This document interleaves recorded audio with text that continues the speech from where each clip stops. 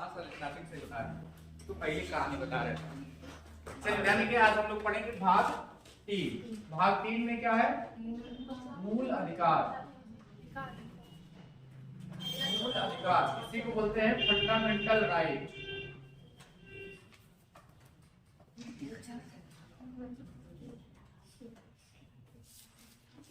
भाग 3 में मूल अधिकार का जिक्र है और इसी को बोलते हैं फंडामेंटल राइट। और ये कहां से है? अनुच्छेद 12 से लेकर के अनुच्छेद 35 तक है। अनुच्छेद 35 तक ध्यान रखना। आराम से पढ़ो, कोई दिक्कत है नहीं। अब एग्जाम समझो 6 महीने बाद होगा, पूरा याद होना चाहिए। हाँ और क्या आपको लगता है इतना जल्दी हो जाएगा? तो ध्यान रखना, भाग 3 में क्या संविधान का कॉन्स्टिट्यूशनल पार्ट 3 में मूल अधिकार यानी फंडामेंटल राइट का जिक्र है और अनुच्छेद 12 से लेकर के अनुच्छेद कहां तक है? 35 तक। ठीक, ये बात ध्यान रखना। अच्छा, फिर पूछा जाए इसे लागू कराने के लिए। अच्छा, जो व्यक्ति मूल अधिकार मिलता है, जो भी व्यक्ति भारत में जन्म हो जाता है यह स्वतः मिल जाता है। इसका मतलब भारत में पैदा हो गया तो मिल गया, यानी कि आपको छीनना नहीं है, लेना नहीं है जबरदस्ती, तुरंत स्वतः मिल जाता है। ठीक है, जन्म से ही क्या हो जाता है? जन्म से ही मिल जाता है। जैसे ही भारत में आपका जन्म हुआ तो इसका मतलब आपको क्या दे दिया गया? मूल अधिकार। ये तो भूल ही गया था।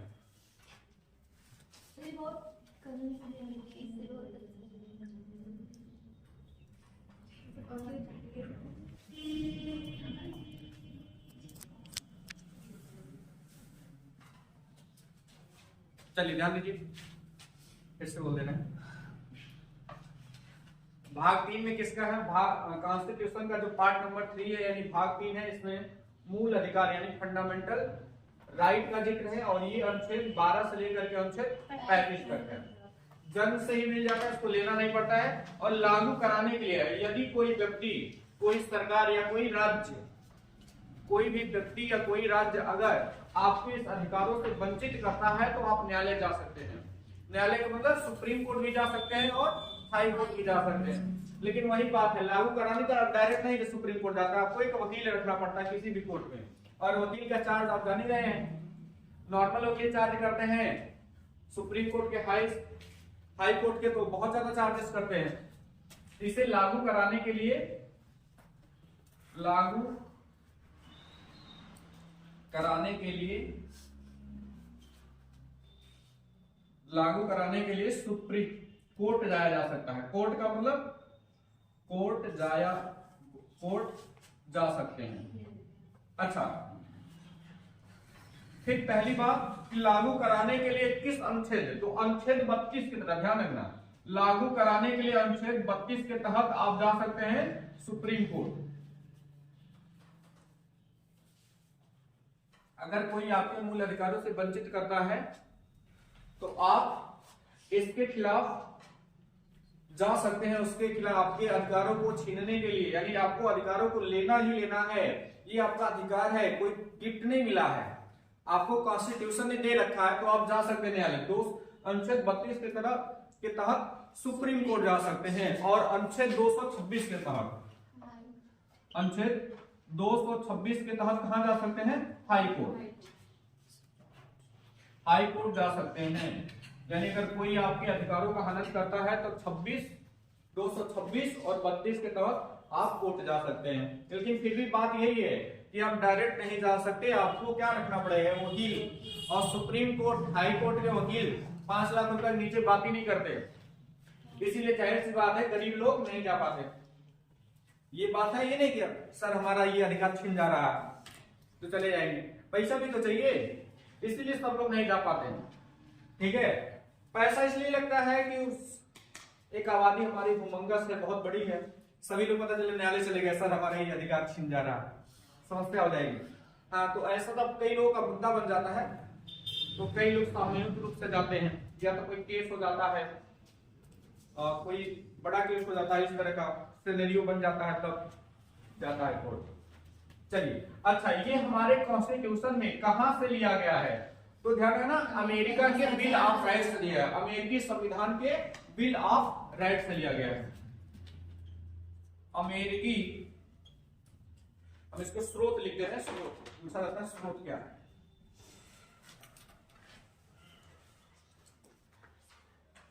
अमेरिकी संविधान के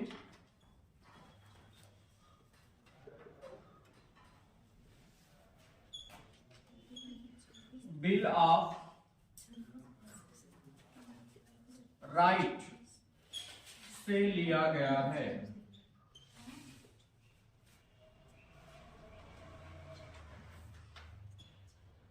बात समझ में आई?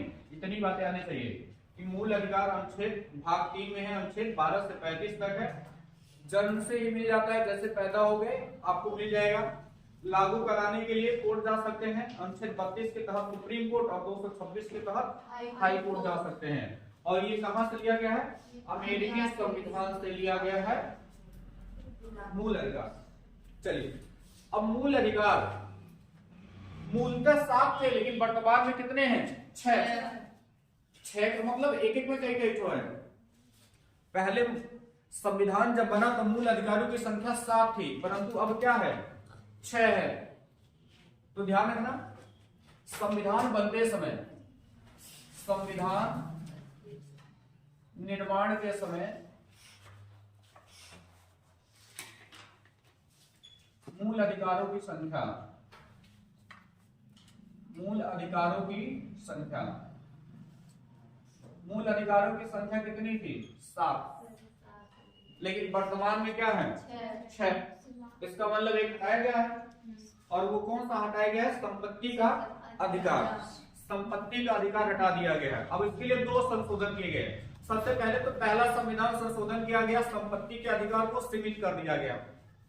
और दूसरा किया गया कौन?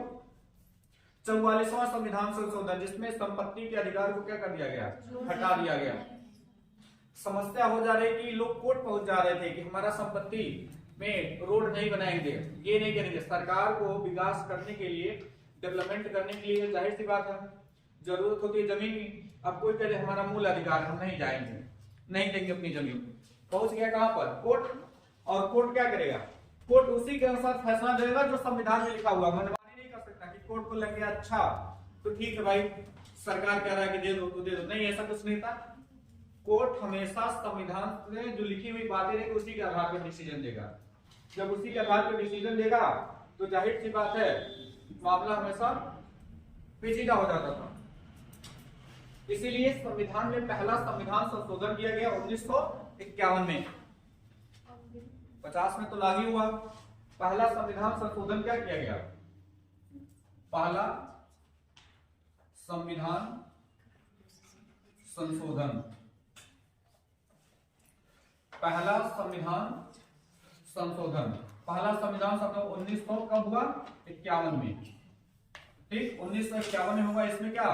संपत्ति के अधिकार को, संपत्ति के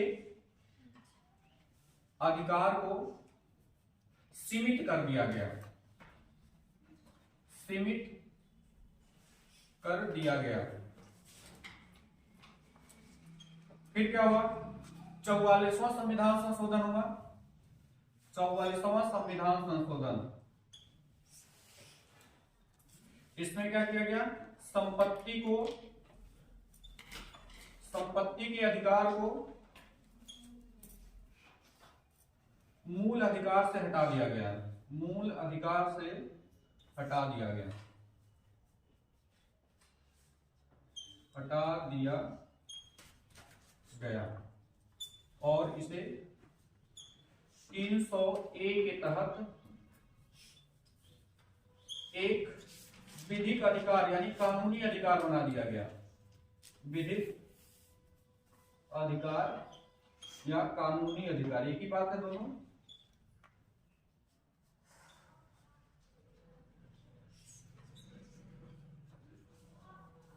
चौवालीसवां संविधान संशोधन कब हुआ था? 1978 में। ध्यान रखना, ये कई बार पेपर में पूछा जाता है 44वां संविधान संशोधन कब हुआ था? तो 44वां संविधान संशोधन हुआ था 1978 में। इसमें संपत्ति के अधिकार को मूल अधिकार से हटा करके कानूनी अधिकार यानी विधिक अधिकार बना दिया। विधिक अधिकार कानून में अधिकार हो गए। सरकार आपकी जमीन ले सकती है, बस उसके बदले क्षतिपूर्ति देगी, कंपनसेशन देगी। फ्री करने लेगी, कुछ न कुछ उसके बदले क्या देगी, आपको क्षतिपूर्ति देगी, यानी कानूनी रूप से काम करेगी, आपको कुछ न कुछ देगी। लेकिन ऐसा नहीं कि आपकी जमीन नहीं ले सकती, बिल्कुल ले सकती है। घर होगा घर भी तोड़ देगी। अगर कोई काम कर रही है, घर आ जा रहा है, कोई कंपनी बनाना तो आपका घर तोड़ सकती है, बस उसके बदले क्या देगी, कंपनसेशन देगी, क्षतिपूर्ति देगी, अपने अनुसार तय करेगी, एक अफोर्डेबल रेट देगी। लेकिन पहले क्या था, जब मूल अधिकार था तो ऐसा नहीं कर सकता था। तो ये बातें भाग 3 में लिखी हुई हैं। अब इसके बाद से हम देखेंगे एक एक संपत्ति का अधिकार कौन कौन से हैं और किस अनुच्छेद में क्या क्या है।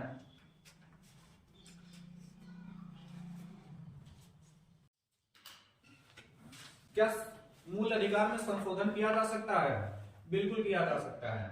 मूल अधिकार में संशोधन किया जा सकता है। इसके लिए 2 केस भी आए थे, विवाद हुआ था।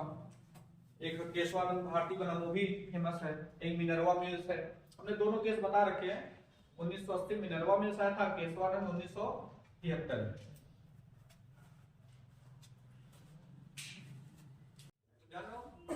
मूल अधिकार 12 से 35 जन्म से ही मिल जाता है, लागू कराने के लिए न्यायालय जा सकते हैं।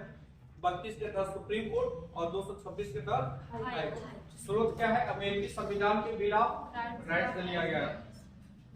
संविधान निर्माण के समय मूल अधिकारों की संख्या 7 थी, लेकिन वर्तमान में कितनी है, या लिख लीजिए वर्तमान में 7 है, लेकिन वर्तमान में 6। ठीक है, पहले 7 थी, वर्तमान में 6 है, क्योंकि पहले क्योंकि संपत्ति के अधिकार को हटा दिया गया था। पहला संविधान संशोधन 1951 में संपत्ति के अधिकार को स्थगित कर दिया गया, लेकिन जब 44वां हुआ 1978 में, तो संपत्ति के अधिकार को मूल अधिकार से हटा दिया गया और से 301 के तहत एक विधिक अधिकार, एक कानूनी अधिकार दे दिया गया। चलिए अब इस बात को निरेश करते हैं।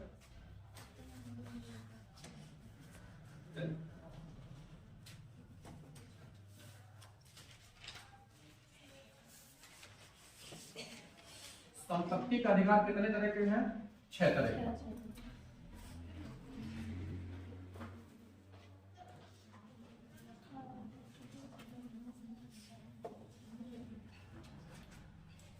संपत्ति के अधिकार कितने तरह के हैं? संपत्ति का मूल अधिकारों की संख्या 6। तो नंबर 1 कौन सा है?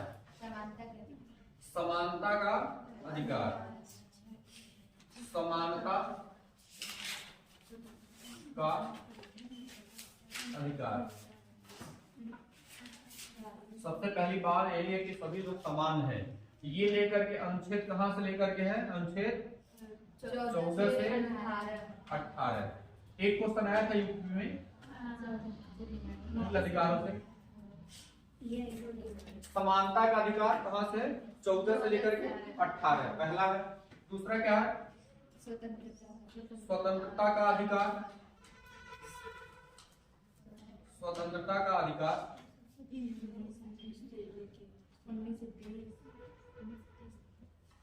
अनुच्छेद 19 से 22। अनुच्छेद 19 से लेकर के अनुच्छेद 22 तक है। ये है समानता का अधिकार। तीसरा कौन सा है? शोषण के विरुद्ध अधिकार। शोषण के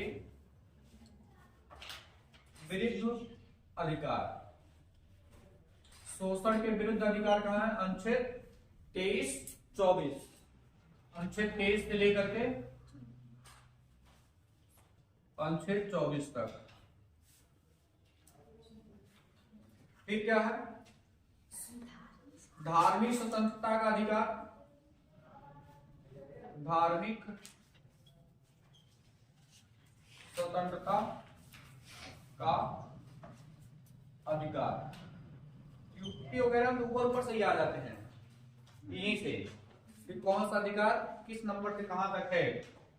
धार्मिक स्वतंत्रता का अधिकार ये कितना हो जाएगा? अनुच्छेद 25 से लेकर के अनुच्छेद 28 तक। चौथा हो जाएंगे संस्कृति एवं शिक्षा का अधिकार। तो संस्कृति एवं शिक्षा का दर 29 और 30। संस्कृति एवं शिक्षा का अधिकार। अनुच्छेद 29 से अनुच्छेद 30। छठा हो जाएगा, पहले जो छठा था उसको इरेज कर दिया गया। नो कौन सी?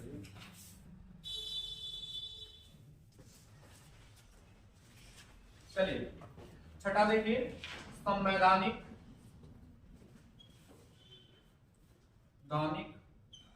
उपचारों का अधिकार।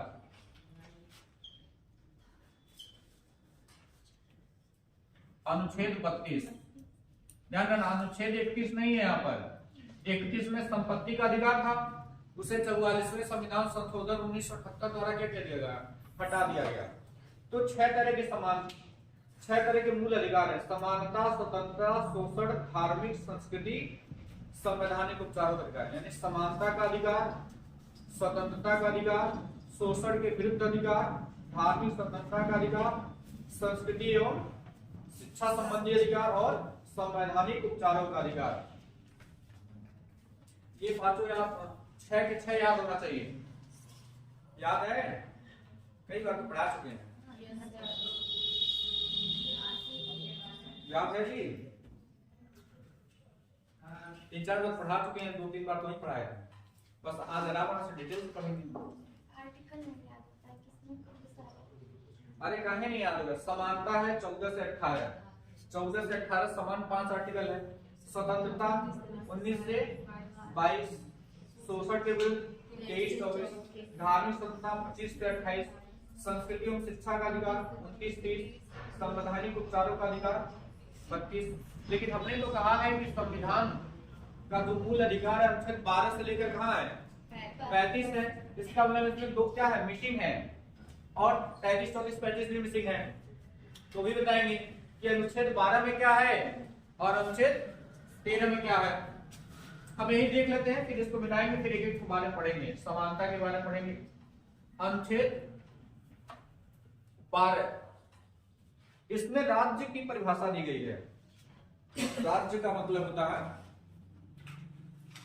कि राज्य कौन है, यानी हस्तक्षेप नहीं करेगा, यानी कि सरकार राज्य है, ठीक है। यानी कि संसद, राज्य की परिभाषा बताया गया कि राज्य कौन कौन है, राज्य कौन कौन है, इसको परिभाषा दी गई है, ठीक है। कौन कौन है इस बात की परिभाषा दी गई है, यानी कि जो राज्य है इसको छीन नहीं सकता, कोई राज्य मूल अधिकारों को छीन नहीं सकता। इसके लिए सुप्रीम कोर्ट प्रतिबद्ध है आपका अधिकार दिलाने के। यानी पूछा जाता है कि संविधान का जो मूल अधिकार है उसका संरक्षक कौन है, तो सुप्रीम कोर्ट है। मूल अधिकारों का संरक्षक सुप्रीम कोर्ट है, समझो बॉडी गार्ड है कौन, सुप्रीम कोर्ट। तो राज्य सरकार इसे छीन नहीं सकती। तो सबसे पहले बात की राज्य है कौन, ये होना चाहिए। तो राज्य की परिभाषा में बताया गया है कि जो संसद है, यानी कि जो सरकार है वो क्या है, राज्य है। ये तो केंद्र लेवल का हो गया। यहाँ पर क्या हो जाएगा, विधानमंडल हो जाएगा, ठीक है। विधानमंडल यानी राज्य की सरकारें हो जाएंगी, और इन लोगों द्वारा जितने भी छोटे लेवल के नियुक्त अधिकारी हैं, जितने भी राज्य का मतलब हो गया कि जैसे मान लो आईएएस ऑफिसर है, वो भी राज्य के अंतर्गत आते हैं। कोई भी कॉन्स्टिट्यूशनली पद जो बना हुआ है, चाहे कोई प्रशासन से डायरेक्ट जुड़ा हुआ है, जैसे पुलिस है, ये भी क्या है, राज्य है।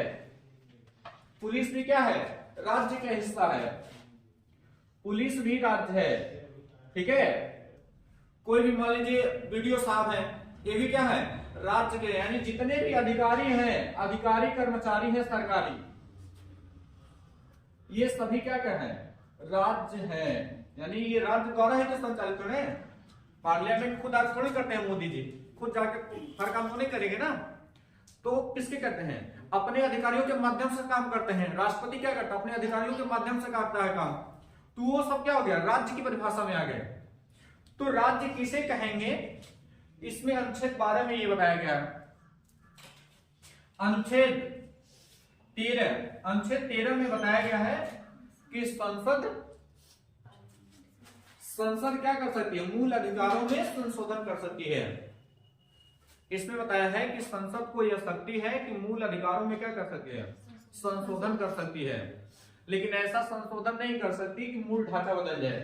आपका समानता का अधिकार है तो है, मूल ढांचा नहीं बदल सकती। ऐसा केशवानंद भारती बनाम केरल राज्य के मामले में बताया गया था 1973 में। संसद को संविधान में संशोधन करने की शक्ति है, लेकिन इतनी शक्ति भी नहीं है कि नया संविधान बना दे और आपको पूरा अधिकार ही छीन जाए। ऐसा नहीं कर सकती सबको हटा दिए कि आपका अधिकार खत्म, ऐसा नहीं कर सकती। तो इसमें बताया गया संसद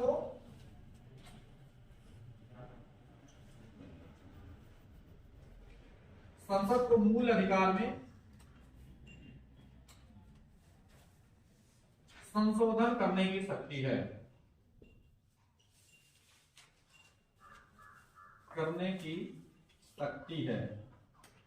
इतनी बातें ध्यान रखना। अनुच्छेद 12 में राज्य कौन कौन है, यानी कि राज्य की क्या दी गई है, परिभाषा कि राज्य किसे कहेंगे। और अनुच्छेद 13 में संसद को मूल अधिकार में संशोधन करने की शक्ति प्रदान की गई है कि कौन मूल अधिकारों में संशोधन करता है, संसद पूरा संविधान में संशोधन कर सकती है। संविधान में संशोधन करने की शक्ति किसके पास है, संसद के पास है, पार्लियामेंट के पास है। अब एक एक के बारे में देखेंगे। समानता का अधिकार, समानता का अधिकार 5 तरह के हैं, पांचों देखेंगे। संशोधन करने की शक्ति संसद के पास है। अब पहला देखेंगे समानता का अधिकार।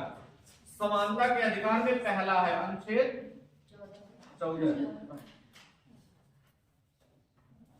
अनुच्छेद 14 कहता है कि विधि के समक्ष समानता या विधियों के समान संरक्षण, विधि के समक्ष समानता, और दूसरा कहता है विधियों के समान संरक्षण। दोनों अलग बातें हैं। विधियों के समक्ष समानता यानी इन्होंने कहा है 14 में कि भारत के अंदर जो भी कानून रहेंगे, जो भी नियम रहेंगे, सभी के लिए क्या होंगे, समान रहेंगे। और इसमें कहता है कि नहीं, सबके लिए बराबर नहीं रहेंगे, समान संरक्षण दिया जाएगा। अच्छा, कभी पूछा जाता है विधि के समक्ष समानता कहां से लिया गया है, तो ब्रिटेन के संविधान से, ब्रिटेन के संविधान से, और ये अमेरिकी संविधान से। दोनों बात अलग है, समझते हैं, है क्या ये अमेरिकी संविधान से। अब इसमें कह दिया कि चूंकि विधि के समक्ष क्या है, समानता है, यानी सभी लोग के लिए समान नियम कानून रहेंगे, समान नियम कानून रहेंगे। आपने कह दिया ठीक। मान लो कि दो व्यक्ति थे,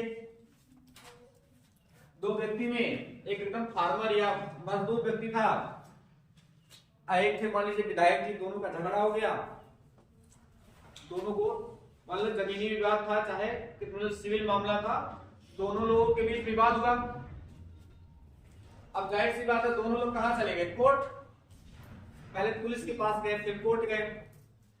यहां पर कहा गया है कि विधि के समक्ष समानता है, सबके लिए नियम कानून क्या होंगे, सेम होंगे।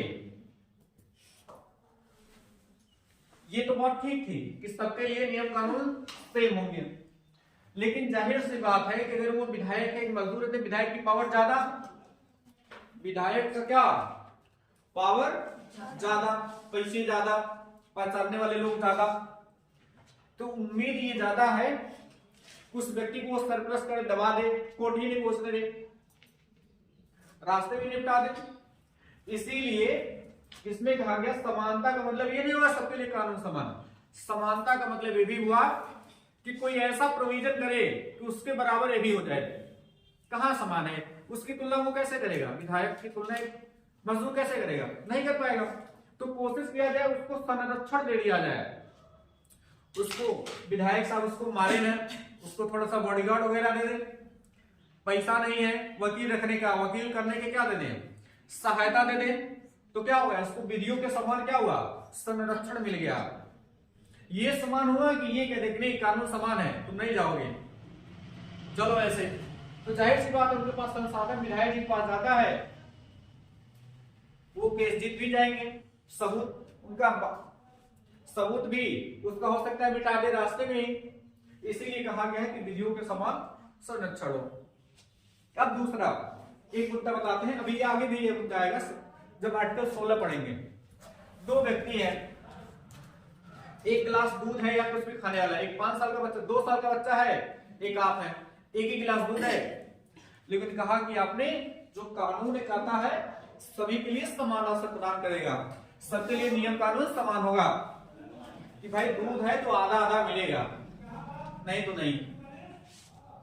अब आपने एक बच्चा है केवल दूध ही पीता है, एक ही गिलास दूध है, 2 गिलास नहीं है, एक ही गिलास है। अब बच्चा तो जाहिर सी बात है कि दूध ही पिएगा, 2 साल का है, मान लो 1 साल का है तो दूध ही पी रहा है, या 6 महीने का है, छोटा बच्चा है वो, लेकिन आप कुछ भी खा सकते हैं, लेकिन आपने कहा कि नहीं कानून सबके लिए समान, बंटवारा आधा आधा सबके लिए समान है, तो जाहिर सी बात है जब ये करेंगे तो बच्चा का आधा गिलास में पेट भरने वाला नहीं, उसको केवल दूध ही चाहिए। लेकिन आपके पास आप योग्य हैं, आप ज्यादा उम्र के हैं, आप एडजस्ट कर सकते हैं, लेकिन इसको ये क्या, इसीलिए इसको संरक्षण देना चाहिए छोटे बच्चों के, लो भाई ठीक है तुम ही दूध पी लो, चलिए वो तो दूसरे का बच्चा था तो आधा आधा कर दिए, घर में चले आइए।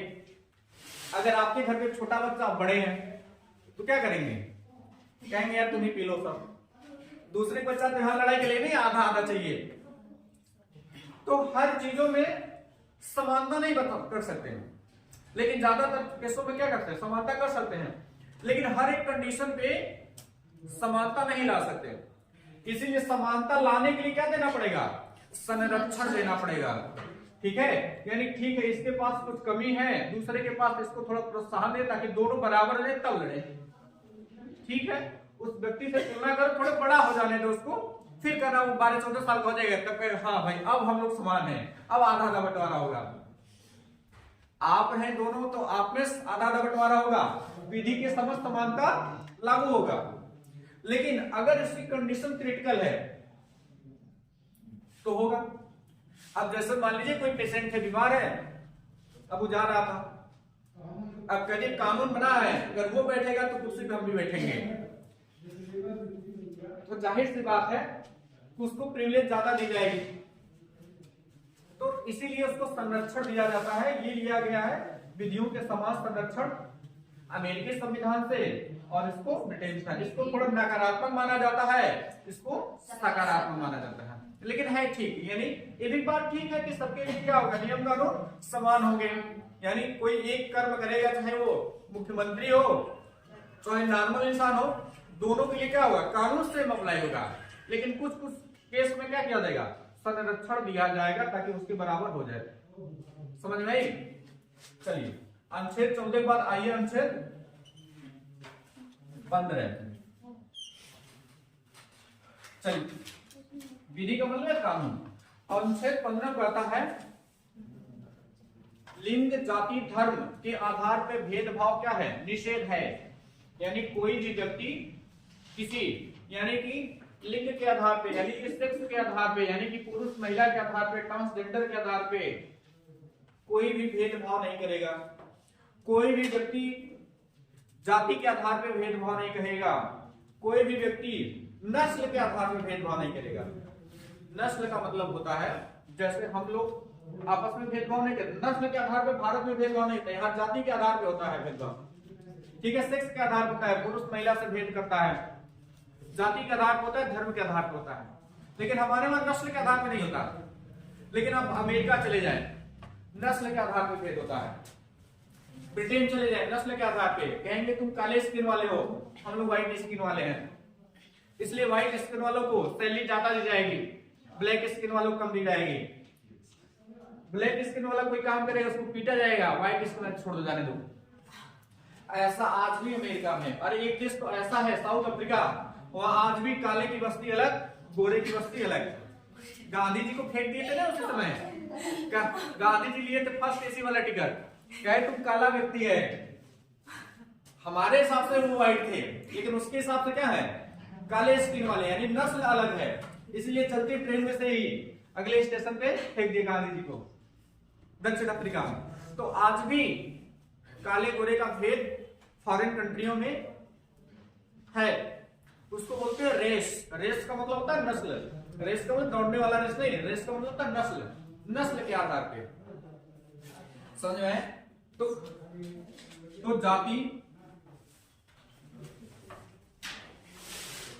जाति, धर्म, नस्ल, लिंग के आधार पर भेदभाव निषेध। बहुत सारे होते हैं, लिंग के आधार पर भेदभाव करते हैं कि तुम पुरुष हो, ठीक है कोई बात नहीं बेटा, तुम घूम सकते हो, कोई बात नहीं, दिन भर घूमो। तुम महिला हो, नहीं कि तुम घूमना नहीं है, तुमको ये करना है वो करना है।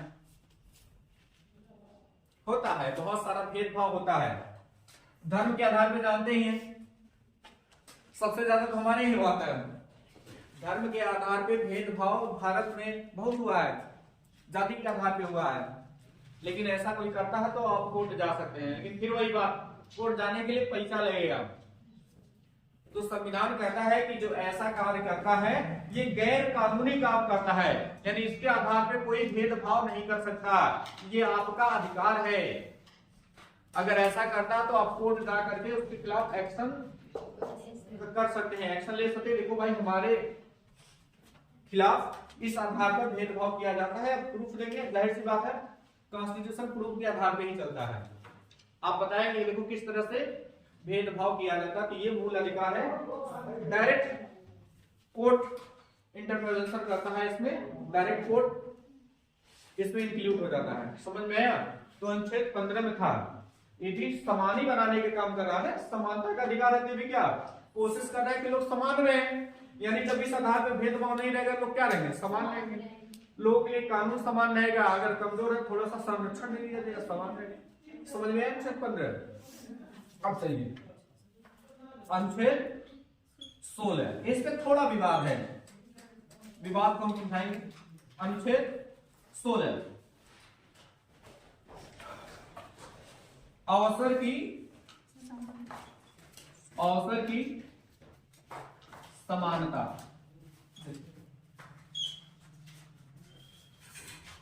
अवसर की समानता कहा गया है कि सभी व्यक्ति के लिए भारत में जो व्यक्ति है उसको क्या समान अवसर प्रदान किया जाएगा, यानी कोई भी व्यक्ति है, कोई भी जॉब करता है, कोई भी काम करता है, सबके लिए समान अवसर प्रदान किया जाएगा।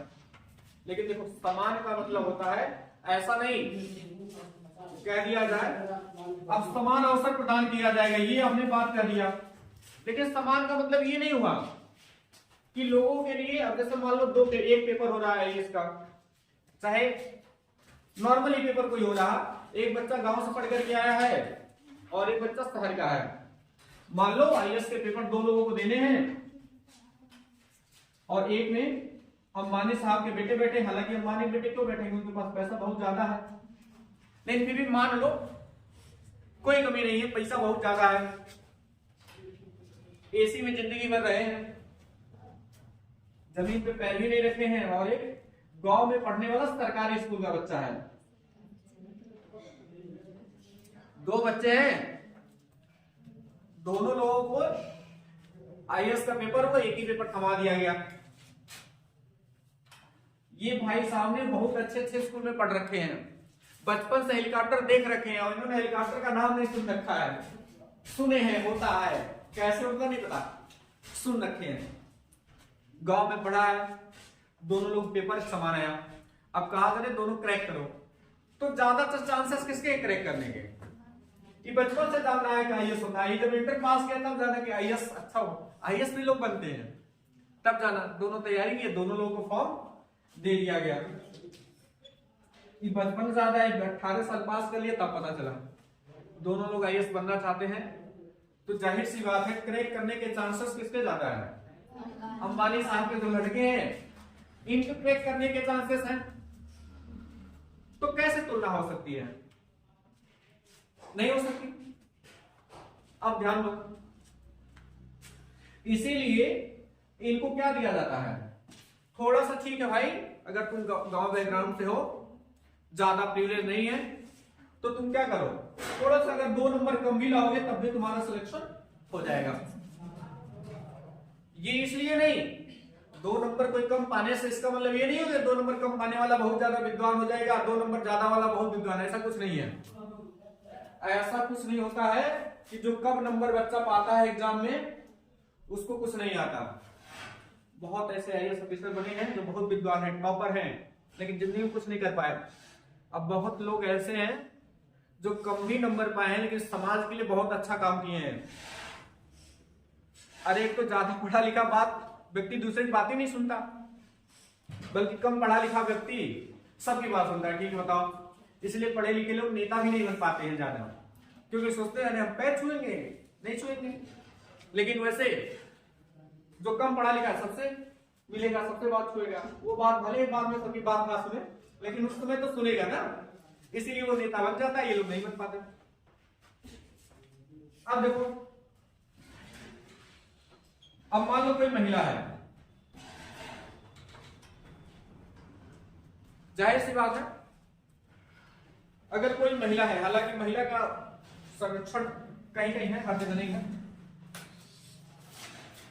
दोनों लोग, ये जाहिर सी बात है, आपको पता है कि लगभग 3000 साल से पहले, 3000 साल तक महिलाओं को पढ़ने से वंचित रखा गया था, पढ़ने नहीं दिया गया था। 2-4 पढ़ लेती थी गलती से, उनकी बात अलग है, हम सार्वजनिक बात करते हैं। ऐसा नहीं पूरा इतिहास खाली है महिलाएं पढ़ी लिखी नहीं है, लेकिन जैसे आज लिटरेसी रेट है वैसा नहीं है। 100 में 1-2 या 1000 में 1-2 पढ़ी लिखी थी, 1000, 2000, 4000 में 1-2 सब पढ़ी लिखी नहीं थी, यानी कि 9 के बराबर थी। ऐसा नहीं कर सकते नहीं पढ़ी लिखी थी, पढ़ी लिखी थी बहुत कम थी। अब उनको पढ़ने का अधिकार अभी 50-60 साल पहले, मतलब शुरू 60-70 साल पहले शुरू हुआ। बहुत सारी महिलाएं आज को 25 साल पहले चले जाओ तो भी नहीं पढ़ी लिखी है, हमारी मम्मी खुद नहीं पढ़ी लिखी। जाहिर सी बात है बहुत चले जाओ कि बहुत लोग पेरेंट्स नहीं पढ़े लिखे हैं, इसके आधार पे पहली बार पढ़ रहे हैं। देखो, जिसका फैमिली बचपन से पढ़ रखा है वो तो बताएगा ना, बेटा देखो ऐसे काम होता है, ऐसे होता है, उसको एक्स्ट्रा पता है। और जिसको नहीं पता वो घूमता रहेगा साल भर, तो सर्च करके होता कैसे है एग्जाम, साला उसे मिटा दिया तो बेटा एज निकल गया। इसीलिए इसको क्या है, संरक्षण देने की जरूरत है। भाई चलो ठीक है, तुम्हें कैसे 22 साल तक एग्जाम दे दो, बाकी लोग 21 देंगे, 2 साल 3 साल क्या कर दिया जाएगा, बढ़ा दिया जाएगा। इसी के लिए ओबीसी, एससी और एसटी, और आजकल तो ईडब्ल्यूएस आ गया, अब सब आ गया है। इन्होंने कहा कि देखो पहले प्रावधान था किसको, एससी और एसटी, पहले ओबीसी को हटाते हैं। इस संविधान में यह प्रावधान था कि जो वंचित वर्ग है, जैसे कि शेड्यूल कास्ट और शेड्यूल ट्राइब, ऐसा कहा जाता है, ऐसा कहा नहीं जाता, ऐसा था, इनको सैकड़ों हजारों साल तक पढ़ने लिखने नहीं दिया गया। इसीलिए लोग अपना अलग देश की डिमांड कर रहे थे। अम्बेडकर की कहानी सुनेंगे तो रो पड़ेंगे, इतनी खतरनाक थी इनके साथ, पानी तक पीने नहीं देते थे। जैसे मान लो कोई है, पता चला कुआं बनाना था, बनाया वही, सब कुछ काम किया वही, पंडित जी छिड़क दिए, फिर दोबारा उसको चढ़ने देना, चढ़ना नहीं इस पे। आजकल खत्म हो गया है, लेकिन पहले था, बनाया वही, जोड़ा वही, पानी मिलाया उसमें वही, उसके बाद पंडित जी आकर खाली हरिओम हरिओम कर दिए, उसके बाद से कहेंगे नहीं इसको चढ़ाना नहीं, चढ़ जाओगे तो यह शुद्ध हो जाएगा। आज मेंटलिटी कम हो गई, कुछ भी समाज में थोड़ा परसेंट है अभी भी। तो इसीलिए जब इनको कई हजारों साल तक पढ़ने नहीं दिया, जाहिर सी बात है मानसिक रूप से पिछड़े रहेंगे। जब मानसिक रूप से पिछड़ेंगे तो आर्थिक रूप से पिछड़ जाएंगे। इसीलिए इनको क्या दिया गया, आरक्षण। अब देखो इनको आरक्षण तो दे दिया गया संविधान से ही, अब ओबीसी हल्ला करने लगा कि क्या हमारे लोग में नहीं पिछड़े हुए हैं, क्यों इसमें गरीब नहीं, इसमें नहीं पिछड़े हुए हैं, इसमें भी तो बहुत सारे ऐसे लोग हैं पिछड़े हुए हैं। तो बीबी विश्वनाथ प्रताप की एक सरकार आई 1990 में, मंडल आयोग बनाया गया और मंडल आयोग ने कहा कि हाँ सही कह रहे हो, इसको भी आरक्षण दे दो, इनको भी आरक्षण दे दिया गया। अच्छा, इनको भी आरक्षण दे दिया गया। फिर जो जनरल बच रहे थे ये भी हल्ला करने लगे। ठीक है, इन्होंने कहा ठीक है इनको दे रहे हैं, क्या हमारे लोग में गरीब नहीं है? हमें भी तो ठीक है, हम जानते हैं कुछ लोग अमीर हैं ज्यादातर लोग, लेकिन फिर भी इसमें कुछ क्या है, गरीब है। यानी कि सोशल के आधार पर नहीं, सामाजिक अधिकार पर नहीं, यानी आर्थिक आधार पे गरीब हैं, इसीलिए हमको भी क्या कर दीजिए, आरक्षण दे दिया। इनको भी 10% मिल गया आरक्षण। अच्छा, ये सब प्राइवेट नौकरी में आरक्षण नहीं है। पूरे भारत का केवल 2% प्राइवेट सरकारी नौकरी है और 98% प्राइवेट नौकरी है।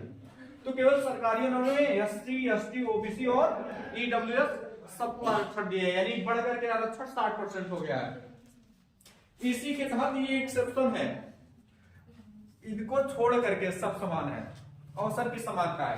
अब देखो, आज भी जैसे कुछ जातियां हैं, जैसे पंडित जी हो गए, इन लोग है, आपको पता है इनका लिटरेसी रेट क्या था, पहले ज्यादा था, इसीलिए कम होने, इनकी संख्या कम होने के बावजूद भी 70 से 75% पोस्टों पर यही लोग हैं। उसका रीजन क्या है?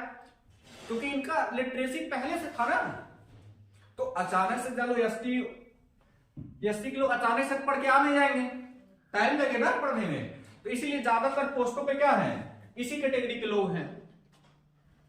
ज्यादातर क्या है, इसी कैटेगरी के लोग उस पोस्ट पे अप्लाई हैं, क्योंकि वो पहले से पढ़ रखे हैं। जाहिर सी बात है, दोनों एग्जाम क्रैक कराया जाएगा तो ज्यादातर कौन से क्रैक करेंगे, ये करेंगे। वो बात अलग है कि आजकल यूट्यूब का जमाना आ गया है तो घर बैठे भी पढ़ ले रहे हैं, लेकिन इतना पैसा नहीं रहता था इन लोगों के पास जाके पढ़ लें।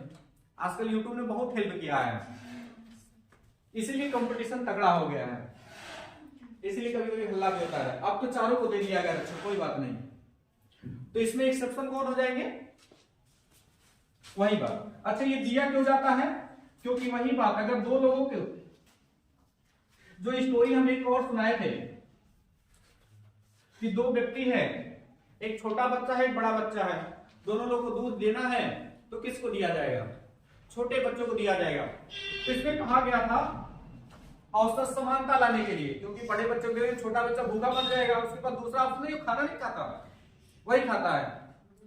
तो इसीलिए इसको समान लाने के लिए तुमको बैलेंस कर दिया जाए, लो भाई तुम एक्स्ट्रा थोड़ा सा दूध पी लो, हम कम ही पिएंगे, तो समान लाने के लिए दिया जाता है। इसीलिए इनको क्या दिया जाता है, आरक्षण दिया जाता है। अपवाद क्या हो जाएंगे, एससी, एसटी, ओबीसी और EWS, schedule caste, schedule tribe, other backward caste और इकोनॉमिकली वीकर सेक्शन, ये लोग क्या है, अब बाद एक्सेप्शन है, इनको छोड़कर, ठीक है। अच्छा, केवल 2% ही है, 98% पे आरक्षण नहीं है, लेकिन यही 2% 98% को कंट्रोल करते हैं। सरकारी नौकरी तो यही है ना, डीएम ही तो सबको कंट्रोल करता है, तो 2% ही क्या करते हैं, 98% को कंट्रोल करते हैं। इसीलिए इस पे हमेशा कंपटीशन तगड़ा रहता, पहले नहीं था, क्योंकि बाकी लोग ये उतना लिटरेसी रेट ठीक थी नहीं, अब सबकी है ठीक ठाक, समझ में आया। इसीलिए ये भले 2% ही है पूरे नौकरी का, लेकिन 2% ही तो पूरा कंट्रोल करते हैं सबको, सब यही कंट्रोल करते हैं सब कुछ, इसीलिए इनका वर्चस्व ज्यादा है 2% है, लेकिन 98% पे नहीं है, क्योंकि 98% जॉब किसमें है, प्राइवेट सेक्टर में है। तो लोगों को समान बनाया जाए, ये आरक्षण इसलिए दिया जा रहा है। अच्छा, ये आरक्षण परमानेंट नहीं है, जब सब लोग समान हो जाएंगे तो आरक्षण क्या कर दिया जाएगा, हटा दिया जाएगा। हर 10 साल में इसको रिवाइव किया जाता है, हमेशा के लिए नहीं है ये, हर 10-10 साल पे क्या किया जाता है, बढ़ाया जाता है, कि जब तक मुख्य धारा में सब लोग न आ जाए, जब तक सबकी लिटरेसी रेट बराबर ना हो जाए, सबके पास घर ना हो जाए, सबके पास लगभग मूलभूत चीजें जब तक हो न जाए, तब तक इस आरक्षण को हटाया नहीं जा सकता, ठीक है। लोग हटाने नहीं देते। देखो अभी हमारी स्थिति सुधार नहीं हुई है। अब मान लो भी 3000 साल से पढ़ने नहीं दिए, अभी तो 70 ही साल हुए हैं, कुछ लोग इसमें परेशान रहते हैं, चले तो 100-200 साल हो जाएगा, बैलेंस हटा दिया जाएगा। तो 10-10 साल में क्या किया जाता है, बढ़ाया जाता है। अब तो सबको दे दिया गया है, केवल 2% लोग बचते हैं जिनको आरक्षण नहीं मिलता है, और जो बचते हैं उनको जरूरत ही नहीं है। अब महनी साहब को बेटो क्या सरकारी नौकरी करने के लिए बहुत पैसा है।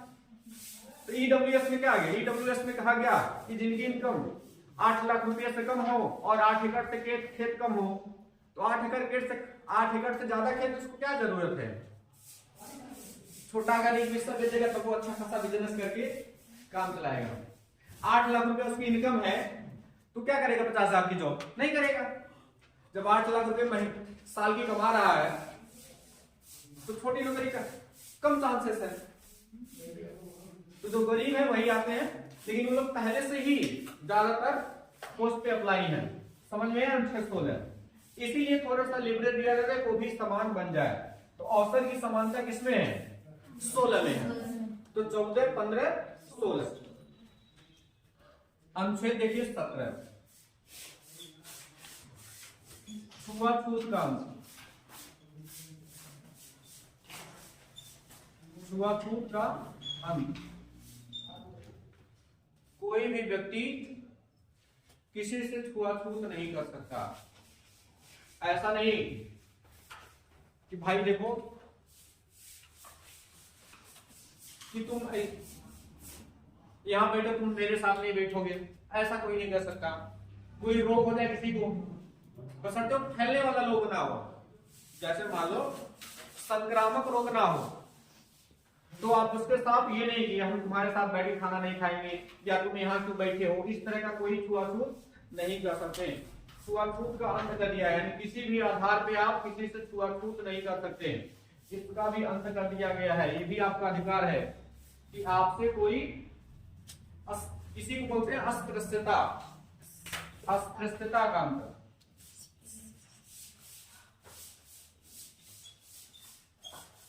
किसी भी आधार पर कोई आपसे छुआछूत नहीं कर सकता, अस्पृश्यता नहीं कर सकता।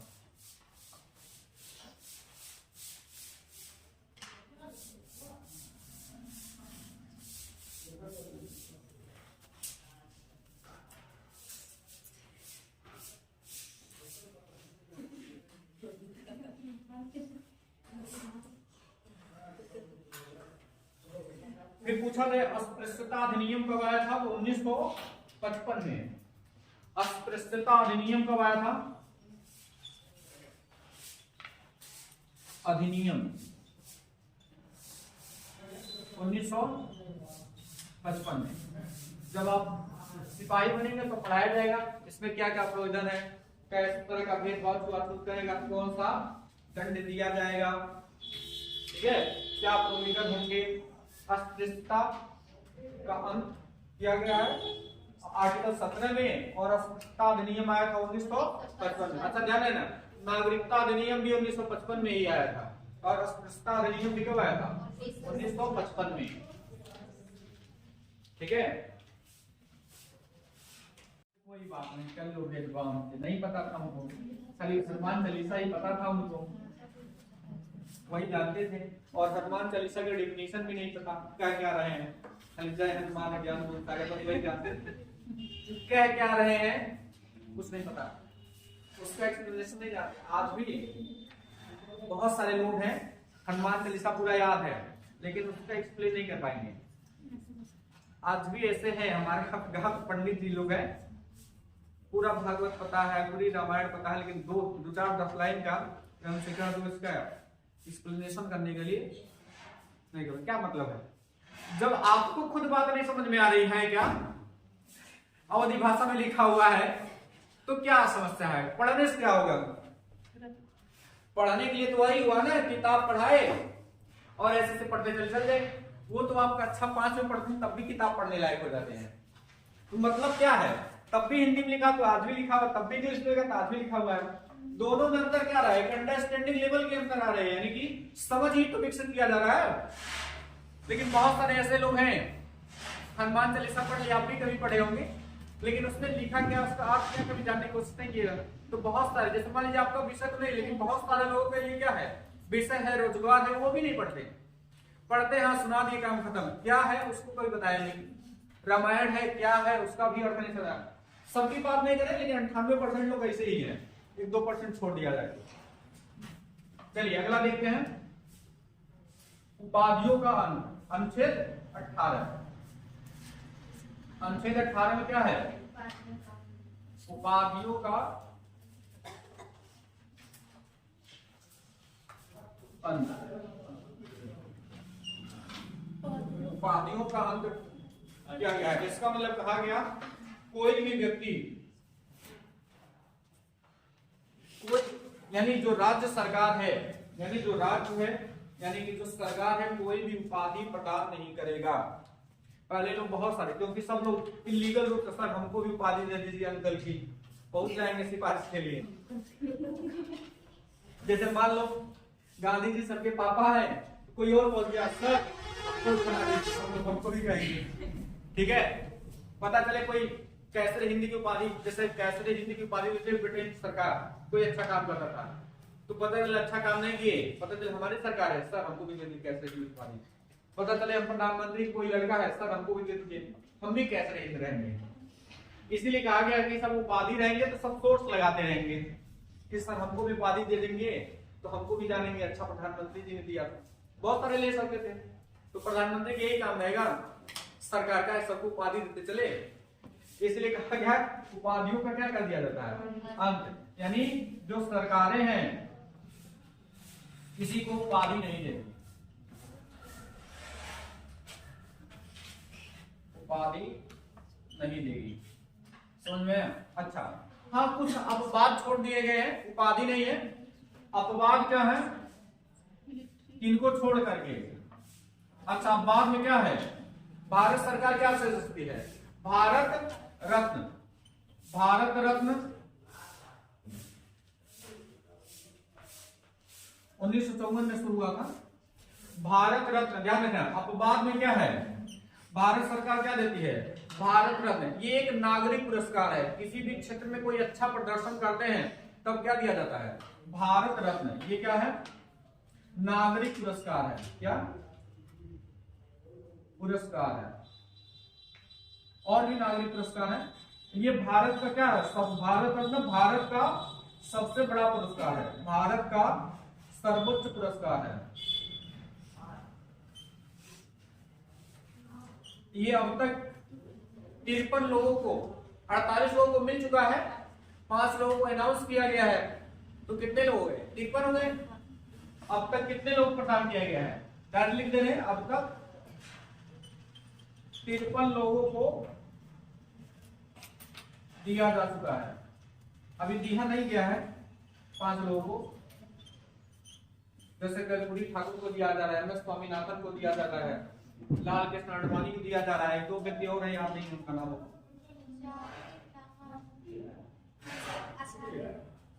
चलो देखते हैं, करेंट उठा देंगे। तो अब तक कितने लोगों को, 53 लोगों को दिया जा चुका है भारत।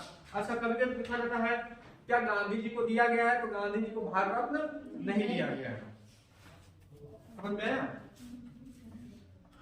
तो भारत रत्न इतने लोगों को, 53 लोगों को दिया जा चुका है, या दे दिया जाएगा। 48 तो दे ही चुके हैं, 5 बचा है, कुछ दिन में दे दिया जाएगा, ठीक है। तो ध्यान रखना, भारत का सबसे बड़ा पुरस्कार है भारत रत्न।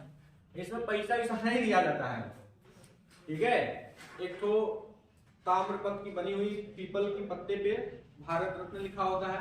हाँ लेकिन फायदे बहुत सारे होते हैं, इससे हवाई जहाज यात्रा फ्री होता है, बहुत सारी चीजें दिए जाते हैं, इसमें फ्री दिए जाते हैं, और उनको अलग स्पेशल दर्जा दिया जाता है, सुरक्षा प्रदान की जाती है। मतलब ये व्यक्ति वैल्यूएबल इंसान है, इस तरह से दिया जाता है।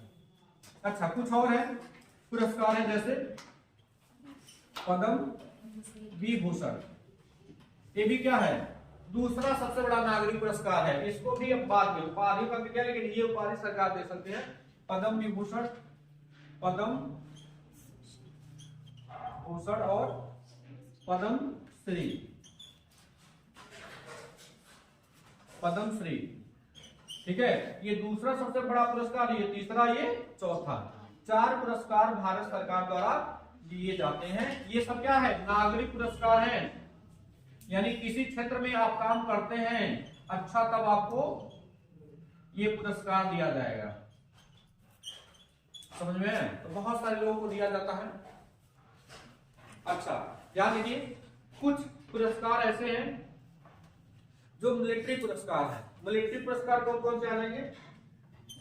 जानेंगे तो परमवीर चक्र, परमवीर चक्र, वीर चक्र, अशोक चक्र। देखो, ये तीनों सैन्य पुरस्कार हैं। ये दिया जाता है युद्ध काल में, आमतौर पे युद्ध काल में दिया जाता है। ये शांति काल में, युद्ध काल का मतलब छोटा मोटा अगर किसी कंफ्लिक्ट हो गया तब भी दे दिया जाता है।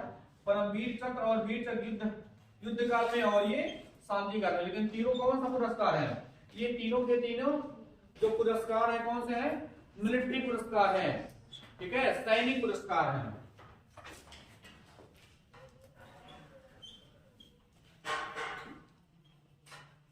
तो ध्यान रखना, इन सबको छोड़ करके बाकी सभी उपाधियों का क्या कर दिया गया है? अंत कर दिया गया। इन सब उपाधि जो है हटा दी गई है। अब किसी को उपाधि नहीं दी जाती है भारत में। पहले ब्रिटेन के समय दी जाती थी कैसरे हिंद की उपाधि, ठीक है, नाइटहुड की उपाधि। जैसे गांधी जी को दी गई थी कैसरे हिंद की उपाधि, रविन्द्रनाथ टैगोर को नाइट सर या नाइटहुड की उपाधि।